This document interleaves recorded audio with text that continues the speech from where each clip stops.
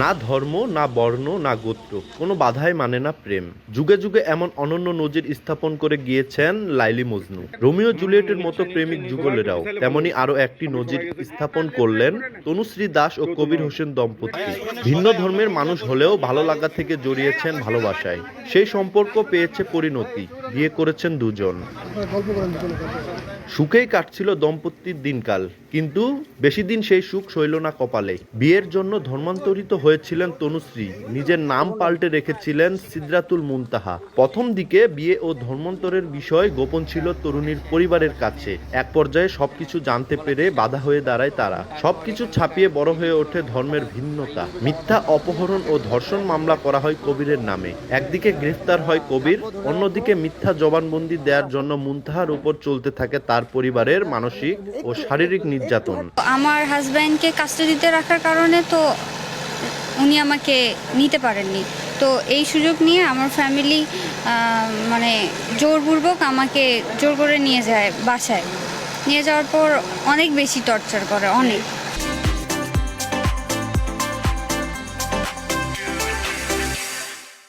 কিন্তু পরিবারের প্রচণ্ড চাপেও ভেঙে পড়েননি মুনতাহা। যে মানুষকে ভালোবেসে বিয়ে করেছেন তার বিরুদ্ধে কিভাবে দেবেন মিথ্যা সাক্ষ্য? আদালতে জবানবন্দি দিয়েছেন অপহরণ ও ধর্ষণের মামলাটি মিথ্যা। মামলা থেকে জামিনে মুক্তি পেল কবির, কিন্তু নিজের পরিবারের হাতে গৃহবন্দী হলো মুনতাহা। কিছুদিন পরে উনি মানে আমাকে উদ্ধারের জন্য মামলা করেন, কিন্তু কোনো লাভ হয় না। আমার ফ্যামিলি আমাকে অনেক জায়গায় মানে এখান থেকে ওখানে শিফট করে কিছুদিন পরই, যাতে উনি আমাকে খুঁজে না পায়। উনি অনেক চেষ্টা করছে।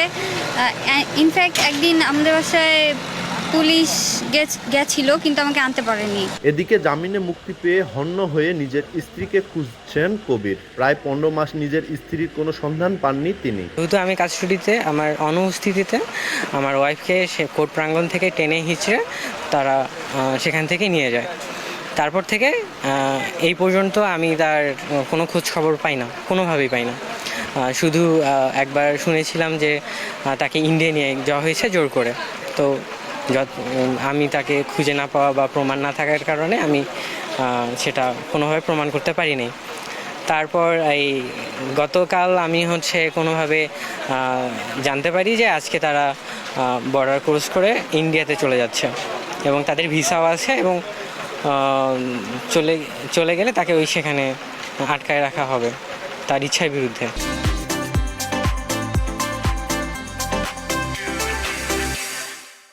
মুনতাহাকে জোর করে ভারতে নিয়ে যাচ্ছেন পরিবার, এমন খবর পান কবির। নিজের স্ত্রীকে ফিরে পেতে পঞ্চগড়ের বাংলাবান্ধা ইমিগ্রেশনে যান তিনি। সেনাবাহিনী, ইমিগ্রেশন, পুলিশ আর বিজিবিকে অবহিত করেন বিষয়টি। ঘটনা খতিয়ে দেখে সত্যতা যাচাইয়ের আশ্বাস দেন তারা। আমি খুব দ্রুত চলে আসি বাংলাবান্ধা বর্ডারে চলে আসার পর একদম চেকপোস্টেই আমি একজন বিজিবি কর্মকর্তাকে আমার সমস্যার কথা খুলে বলি। তো তিনি খুব দ্রুত এবং ব্যাপারটা অনেক সিরিয়াসলি নিয়ে আমাদের জন্য পেপারস নিয়ে আমাদেরকে তাদের যে সিনিয়র কর্মকর্তারা আছে তাদের নিকট পাঠিয়েছে, এবং আমাদের পেপারসগুলো দেখার পর সে বুঝতে পারছে যে আমাদের লিগ্যালিটি আছে। তো তারপর যখন আমি তখন একটা লিখিত অভিযোগ দায়ের করি যে আমাকে আমার অবর্তমানে আর আমার ইচ্ছার বিরুদ্ধে আমার ওয়াইফকে জোরপূর্বক তারা ইন্ডিয়াতে পাচার করার অপচেষ্টা করছে। তো তারপর এখানকার যে কর্মকর্তারা আছে তারা ব্যাপারটা খুবই গুরুত্বপূর্ণতার সাথে নেয় এবং খুবই সুষ্ঠু একটা সমাধান টানার চেষ্টা করে। যাচাই বাছাই শেষে বিজিবি ও ইমিগ্রেশন পুলিশের সহায়তায় নিজের স্ত্রীকে ফিরে পান কবির। দীর্ঘ প্রতীক্ষার পর অবশেষে জয় হয় ভালোবাসার। একসাথে রংপুরে কবিরের বাড়ির উদ্দেশ্যে রওনা হয় এই দম্পতি। ব্যতিক্রমী এই প্রেমের কাহিনী নিয়ে আলোচনা চলছে বাংলাবান্ধার স্থানীয়দের মধ্যে।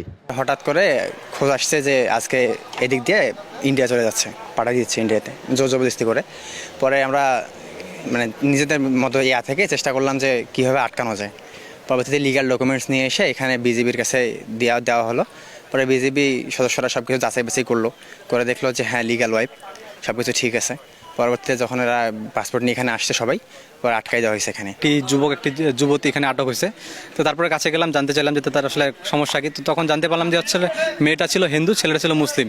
তো তারপর তাদের মধ্যে সামাজিক যোগাযোগ মাধ্যমে প্রেম হয়, তারপর ছেলে মেয়ের বিবাহ হয় এবং মেয়েটি হিন্দু থেকে মুসলিম হয়ে যায় এবং পরবর্তীতে মেয়ের পরিবার মেয়েটিকে জোর জবরদস্তি করে ছেলের কাছ থেকে নিয়ে আসে। আমি এদের প্রেম কখনো এইভাবে দেখিনি যে এরকম প্রেম করবে এরা। আর এদের 6 মাস ধরে সংসার করছে, আমি ভাবতে নিজেই অবাক হচ্ছি যে এরা এমনভাবে প্রেম করছে কেউ জানে না। আজকে বাস্তবতা এরা প্রমাণ করে দিয়ে দিল। কবিরের বাড়ি রংপুরের দর্শনার কলেজ পাড়ায় এবং মুনতাহার বাড়ি ঠাকুরগাঁয়ের চণ্ডীপুরে। সোহাগ হায়দার, সময় সংবাদ, পঞ্চগড়।